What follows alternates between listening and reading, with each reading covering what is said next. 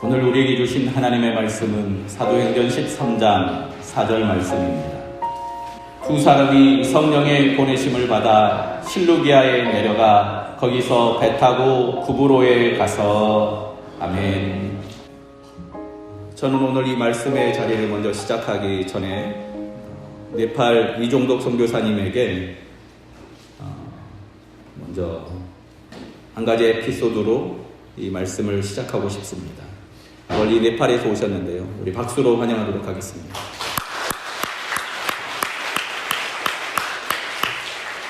네, 우리가 구브로에 가던 바나바와 바울을 이야기하고 있는데 멀리 구브로처럼 먼 곳에 가서 지금 선교하고 계시고요. 안디옥 교회가 바나바와 바울의 그 선교 보고를 듣는 마음으로 이 시간 우리가 이종덕 선교사님의 선교 보고를 같이 들을 텐데, 오늘 낮에는 짧게 한 가지 에피소드만 부탁을 드렸고요. 본격적인 어떤 선교를 하고 계신지는, 그 선교에 대한 자세한 소개는 오후 예배 때 저희가 부탁을 드렸습니다. 한번 나오실 때 한 번만 더 박수하며 뜨겁게 환영하도록 합시다.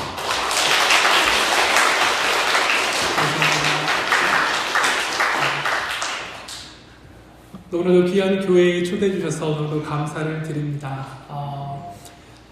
잠시나마 오전에 한 가지 에피소드를 나누고 네팔에 대한 이야기는 오후 시간에 함께 또 나누도록 하겠습니다. 우리 영상이 하나 준비되어 있는데 제가 100마디 말보다 영상을 보는 것이 좀 더 많은 이야기를 해줄 수 있는 것 같아서 영상 한 가지 보고 간단하게 말씀 좀 드리겠습니다. 영상을 좀 부탁드리겠습니다.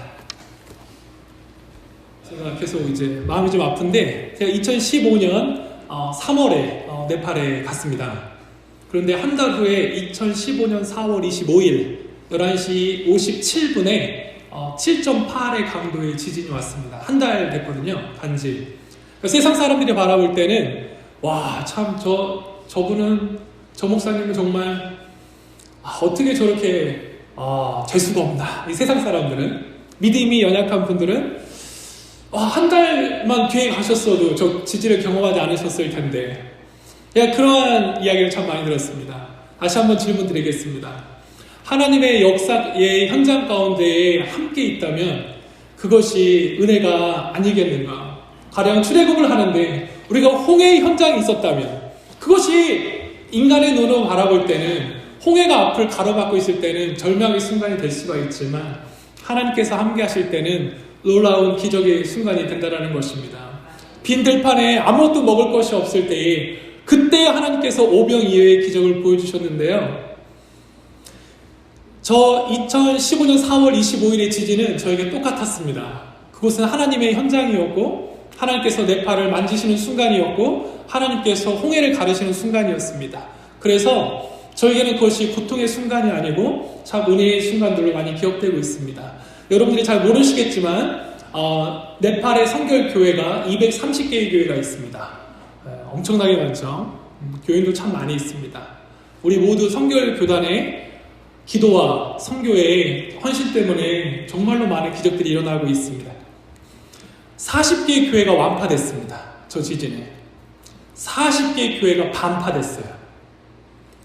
지진 7.8이 느낌이 안 오실 텐데, 지진 8.0이면 이 건물은 1분 안에 붕괴됩니다. 1분 안에. 엄청난 강도였어요. 그래서 흙과 돌로 쌓여진 산 속에 있는 교회들은 거의 다 무너졌습니다. 수천 개의 교회가 무너졌죠. 그러면서 하나님께서 그것들을 회복시키는 것을 저에게 보여주셨어요. 그 모든 과정들이, 그 모든 순간들이, 그 모든 현장들이 저에게는 감동이고 은혜였어요. 정말로 눈물로 흘리는 목사님들이 그곳에 하나님의 은혜가 들어가는데 많은 기적들을 경험했습니다. 그리고 또 두 번째 질문은, 하나님께서 많은 분들이 저에게 왜 네팔에 갔냐고 많이 물어보시는데, 저는 네팔에 첫 땅을 밟았는데 아무런 느낌이 없었어요. 솔직히. 하나님이 왜 보냈는지 몰랐어요. 4월 25일 제 눈에서 눈물이 나면서, 하나님, 제가 어느 나라를 가든지 144명의 고아들을 위해서 제가 가겠습니다. 나라를 선택하지 않았었어요. 근데 하나님이 네팔로 인도하시더라고요. 그때까지도 몰랐어요. 4월 25일 지진이 난 후에 수천 명의 고아들이 나오는데 제가 하나님 앞에서 할 얘기가 없었습니다. 그래서 그때 아이들이 이제 7명이 이제 왔고요. 그 아이들과 함께 지금 생활하고 있는데 정말 선교에 있어서 이 특별히 힌두교에서 네팔에서의 이 고아원의 사역이 얼마나 귀중한 거라는 것을 매일 체험하고 있습니다. 저에게는 꿈이 있습니다. 144명의 고아들을 정말로 하나님의 자녀로 키우려고 하는데 저희 고아원의 목표는 고아원이 사라지는 고아원, 고아들이 사라지는 고아원이 저의 목표입니다. 저희는 한 선교사님, 사역자님께서 네팔 목사님, 전도사님 한 분이 헌신을 하시면 그분이 12명의 고아들을 책임을 져요. 그래서 영적이든지 육적이든지 진정한 엄마 아빠가 됩니다. 평생 가는 거예요. 그러면 그 고아들은 어떻게 되는 거죠? 입양이 되는 거예요. 그래서 고아들이 사라져요. 고아들이 어떻게 잘못되는 게 아니고 고아들이 온전한 가정을 이루면서, 그래서 저희는 고아원은 다 그룹홈입니다. 가정별로 돼 있어요. 그래서 한 가정 한 목사님이 12명의 고아를 책임지면, 그렇게 해서 이제 저에게 12명의 제자가 이루어지면 12 곱하기 12는 144명. 그래서 지금 3명의 제자들과 함께 또 이제 고아들을 계속해서 저희가 오고 있습니다. 이 자세한 얘기는 오후에 나누려고 하는데 할 얘기가 너무 많죠. 5년 동안의 이야기를 50분도 아니고 짧은 시간 해야 되는데 하나님께서 너무나도 많은 은혜를 주셨습니다. 그 은혜를 나누고자 합니다. 여러분께서 네팔에 가시기가 참 쉽지 않거든요. 여기서 비행기로 직항으로 7시간인데 제가 왔으니까 여러분이 네팔에 간 것과 동일한 은혜를 끼치도록 노력해 보겠습니다.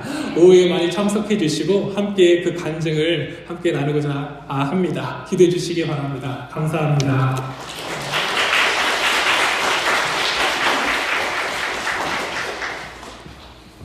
저희 교회가 베트남에 교회를 세웠는데 그 중에 한 교회를 온전히 세우지 못했습니다. 떤단 교회라고.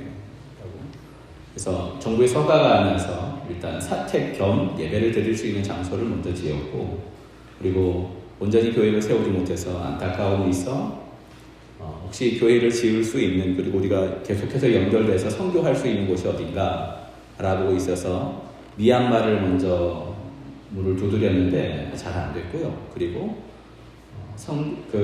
목사님 한 분이 그러면 네팔은 어떤가라고 저한테 추천해 주셨습니다.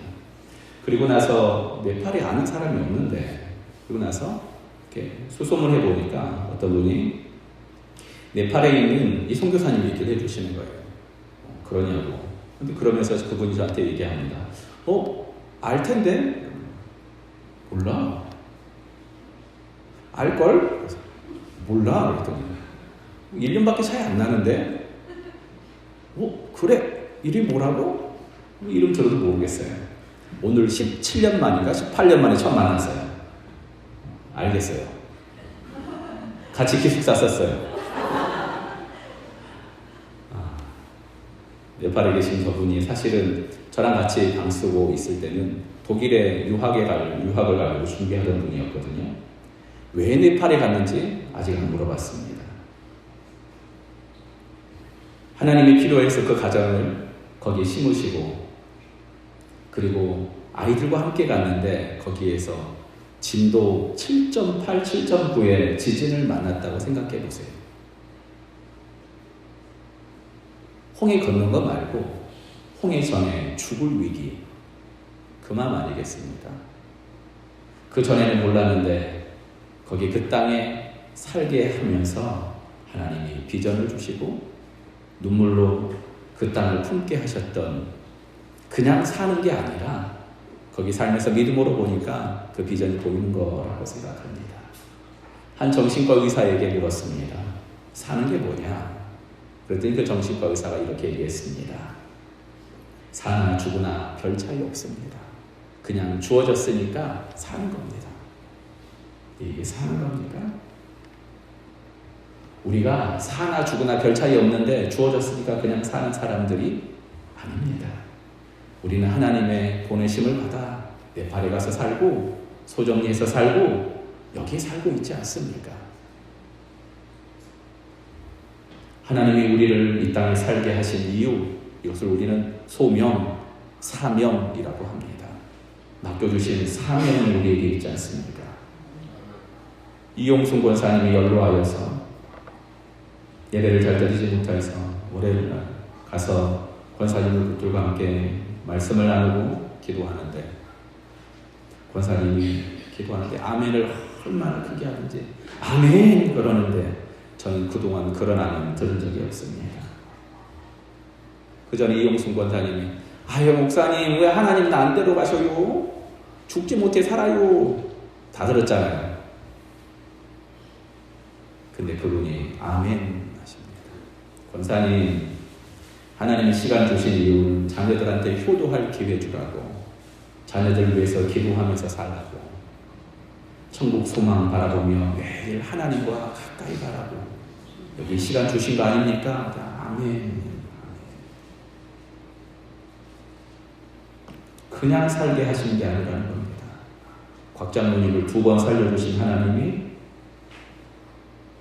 그냥 살려주신 것이 아니라 남은 일을 맡겨주셨고, 김종문 권사님이 쓰러졌을 때 의사도 포기하는 그 인생을 다시 강건케 하신 이유는 남은 사명이 있어서고, 정남선 안수 집사님이 뇌조물증을 이길 수 있었던 이유는 하나님이 다시 한번 부탁하실 이유가 있어서고, 이분들뿐만 아니라 오늘 사랑하는 성도들 한 명 한 명이 주님이 맡겨주신 사명, 구부로가 있지 않습니까?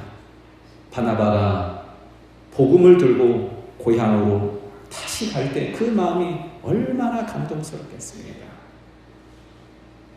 실루기아에서 배를 타고 구부로에 가는데 그 앞에 있는 많은 장벽들이 장벽이 되겠습니까?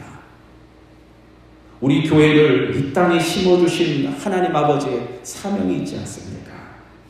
우리의 구부로, 가정과 직장과 교회에서 구원의 역사가 일어나야 되지 않겠습니까? 우리 힘으로는 다 감당할 수 없어 금식하며 기도하던 안디옥 교회처럼 오늘 우리는 주님의 이름을 부르며 찬양하고 그리고 부르짖어 기도하지 않습니까? 성령의 충만함이 아니면, 그 기도가 아니면 어떻게 능력이 일어납니까? 우리가 무슨 로터리 클럽이 아니지 않습니까? 사랑하는 성도 여러분 가운데 주님을 향한 기도의 끈이 멈추지 않기를 주님의 이름으로 축원합니다. 주님이 알려주셨어요. 제일 좋은 기도 뭐죠? 주기도문입니다. 여러분 혹시 기도를 못하시는 분들은 주기도문을 하세요. 못 외우시는 분들은 찬송가 제일 앞에 있는 주기도문을 펴서 아침에 일어나서 읽으세요. 거기에 예수님의 간절한 마음이 담겨 있습니다. 하늘에 계신 우리 아버지, 아버지의 이름을 거룩하게 하시며 나라가 우리를 통해서 임하기를 소망하는 겁니다. 내일 양식을 염려하지 말고 오늘도 주님과 함께 달려가라 얘기하고 하늘의 뜻을 나를 통해서 이루기를 원하시는 하나님 아버지의 마음이 거기 담겨 있습니다. 한 구절 한 구절 여러분 기도해 주세요. 성령의 충만함을 입어 주님이 감당하는, 주님이 하실 일들을 대신 가서 하는 주님의 사명을 감당하는 성도 따라합시다. 나는 주님의 손입니다. 뭐라고요? 여러분이 주님의 손입니다. 나는 주님의 입입니다. 뭐라고요? 주님의 입입니다. 주님이 말씀하신 것들을 선포하기 위해서 예언자를 보내시는 것처럼 그 말씀을 우리의 마음에 심령에 넣어주셔서 우리를 통하여서 선포하기를 원하시는 겁니다. 우리 옆에 있는 분들을 축복합시다. 당신은 주님의 입입니다. 당신은 주님의 손입니다.